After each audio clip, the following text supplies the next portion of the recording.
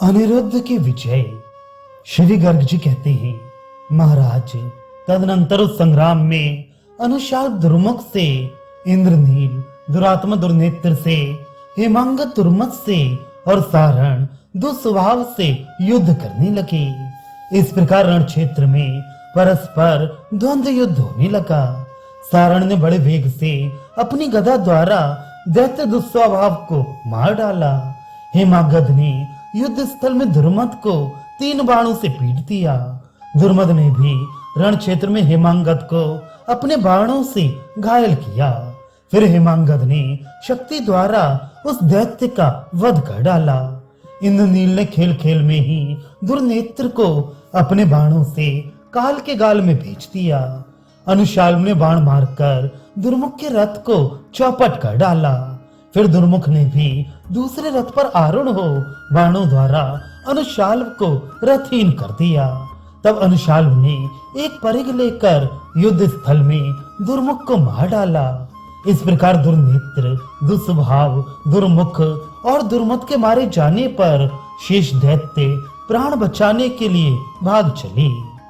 राजन, इसी समय राजकुमार कुनंदन आकाश से चक्कर काटता हुआ गिरा और मुंह से रक्त वमन करता हुआ रण क्षेत्र में मूर्छित हो गया। उसका रथ अंगार की भांति बिखर गया और घोड़े तत्काल मर गए। पुत्र को मूर्छित हुआ देख बलबल कुपित हो उठा। उसने अनिरुद्ध पर बड़े वेग से धनुष द्वारा 10 बाण चलाई। उन 10 बाणों को आया देखकर रुकुमवती कुमार अनिरुद्ध ने अपने तेज धार वाले स्वर्णभूषित सहायकों द्वारा उन्हें काट डाला। तब रोष से भरे हुए दैत्य बलबल ने पुनः धनुष पर बाण का संधान करके अनिरुद्ध से इस प्रकार कहा, जैसे पहले युद्ध में प्रद्युम्न से शकुनी ने कहा था। बलबल बोला, यदकुल के प्रमुख वीर, तुम युद्ध के अभिमानी और धनुर्धर हो। आज इस बाण से समर भूमि में तुम्हें मार डालूंगा। मैं झूठ नहीं बोलता। यदि जीवित रहने की इच्छा हो तो अपने प्राणों की रक्षा करो। उसकी बात सुनकर अनिरुद्ध ने भी अपने कोदंड पर एक बाण रखा और जैसे प्रद्युम्न ने शकुनी को उत्तर दिया था, उसी प्रकार बलबल से हंसते हुए कहा। अनिरुद्ध बोले, कौन प्राणी किसके द्वारा मारा जाता है और कौन किससे रक्षित होता है? सदा काल ही सबको मारता है और वही संकट से सबकी रक्षा करता है। मैं करूंगा, मैं करता हूँ, सहर्ता हूँ और पालक भी मैं ही हूँ। जो ऐसी बात कहता है वह काल से ही विनाश को प्राप्त होता है। मैं तुमको नहीं जीत सकूंगा और तुम भी मुझे नहीं जीत सकोगे। विश्वात्मा काल रूपी जगदीश्वर ही तुमको और मुझको जीतेंगे। दानव ना जाने वे काल पुरुष किसको जय अथवा पराजय देते हैं।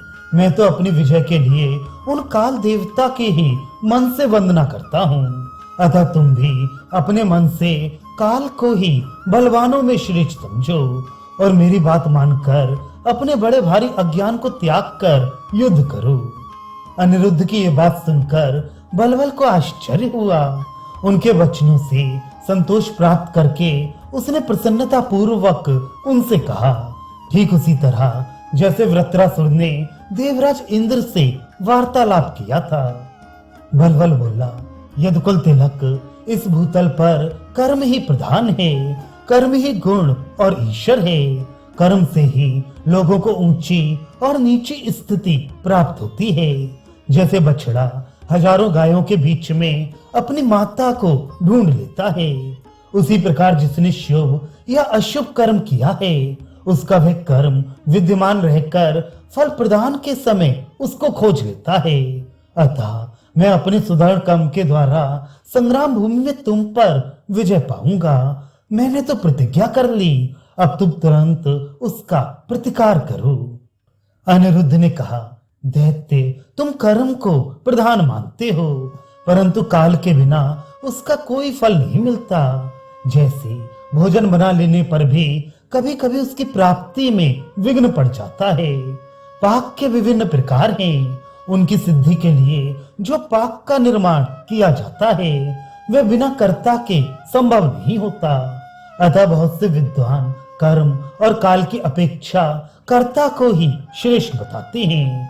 वे कर्ता भगवान श्री कृष्ण चंद्र ही हैं, जो गोलोक धाम के स्वामी तथा परात्पर परमेश्वर हैं। उन्होंने ही ब्रह्मा, विष्णु तथा शिव आदि समस्त देवताओं की सृष्टि की है। बलबल बोला, श्री कृष्ण पौत्र तुम धन्य हो और अपने वचनों द्वारा ऋषियों का अनुकरण करते हो। तुम तीनों गुणों से अतीत हो, तथापि प्राणियों के लिए अपने स्वभाव का परित्याग दुष्कर होता है। यादव श्रेष्ठ, अब सावधान होकर अपने ऊपर प्राप्त होने वाले मेरे इस प्राण सहारी बाण को देखो और अपना मन युद्ध में ही लगाए रखो।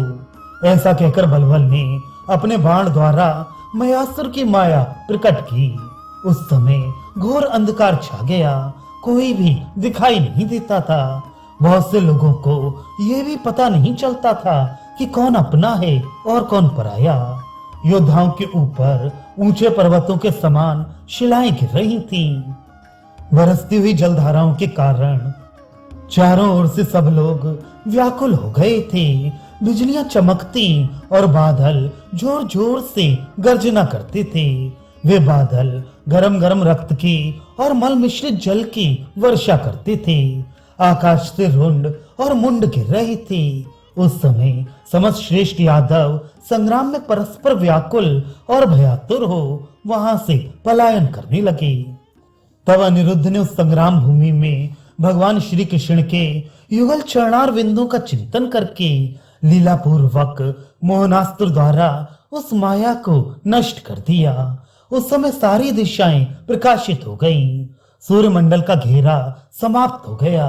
बादल जैसे आए थे वैसे ही विलीन हो गए और चपलाएं शांत हो गईं।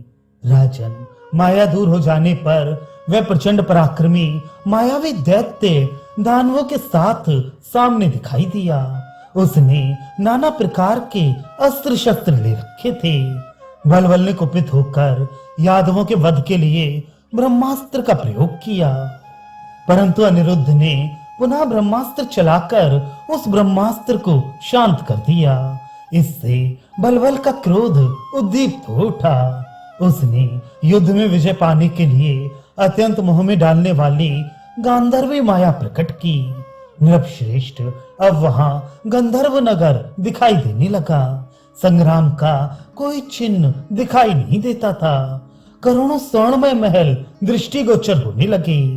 उस नगर में बहुत सी गंधर्व सुंदरियां वीणा, ताल और मृदंग की ध्वनि के साथ नृत्य करती हुई मधुर कंठ से गीत गाने लगी। कंदुक की क्रीड़ाओं, हाव भाव और कटाक्षों तथा कटी और वेणी के प्रदर्शनों द्वारा वे कमल नयनी सुंदरियां सब लोगों का मनोरंजन करने लगी।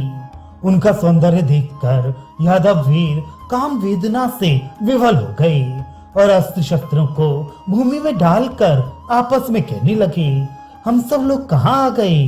दैव योग से स्वर्गलोक में तो नहीं पहुंच गए, जहां मन को मोह लेने वाली अति सुंदरी कलकंठी सुरांगनाएं नृत्य करती हैं। इनके लावण्य जलाधि में मग्न होकर हम काम वेदना से व्याकुल हो रहे हैं। हमारी विजय कैसी होगी? यहाँ रण क्षेत्र तो दिखाई ही नहीं देता। जब सब लोग इस प्रकार बातें कर रहे थे, उसी समय क्रोध से भरा हुआ बलबल तलवार हाथ में लेकर समस्त यादवों को शीघ्र मार डालने के लिए आया। आकर उसने उस तलवार से सहस्त्रों मोहित यादव वीरों को युद्ध स्थल में मार डाला और वे पृथ्वी पर गिर पड़े। ये देखकर अनिरुद्ध ने रोष पूर्वक उससे कहा, अरे क्या तुम संग्राम भूमि में अधर्म युद्ध करोगे जिसकी सभी श्रेष्ठ पुरुषों ने निंदा की है? मोहितों को मारने से तुम्हारी प्रशंसा नहीं होगी। यदि तुम्हारे शरीर में शक्ति है तो आओ मेरे साथ युद्ध करो। अनिरुद्ध की ये बात सुनकर बल के घमंड से भरा हुआ बलबल पैदल ही ढाल और तलवार लिए गर्जना करता हुआ अनिरुद्ध पर चढ़ाया। उसे आते देख प्रद्युम्न पुत्र अनिरुद्ध रोष पूर्वक रथ से कूद पड़े और जैसे देवराज इंद्र अपने वज्र से पर्वत को विदीर्ण करते हैं, उसी प्रकार उन्होंने काल दंड से उस दैत्य पर प्रहार किया। उस आघात से दैत्य की छाती फट गई और वह पृथ्वी को कंपित करता हुआ गिर पड़ा तथा 4 दिनों तक संग्राम भूमि में मूर्छित पड़ा रहा।